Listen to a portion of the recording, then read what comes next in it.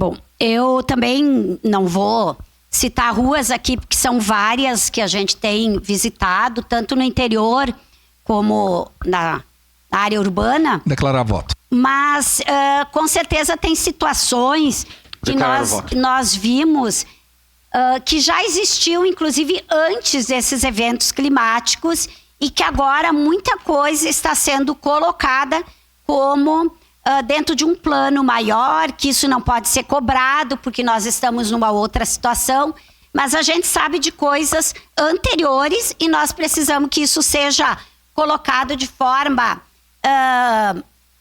bem clara pela prefeitura, pelo município, para todas as pessoas.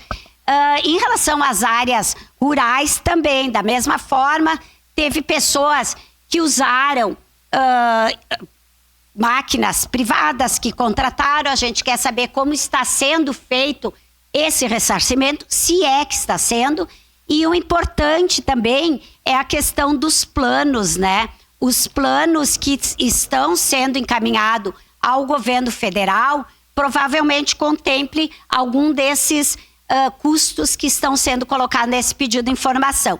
Então, é uma série de medidas que nós precisamos saber, que o município precisa saber, para que a partir daí a gente saiba o que e de que forma está sendo cuidada a nossa cidade, na área urbana e rural, porque tem coisas que nós sabemos foram frutos desses eventos climáticos de maio, mas tem coisas que já eram anterior, que pioraram o evento de maio, mas que também não foram resolvidos. Muito obrigada.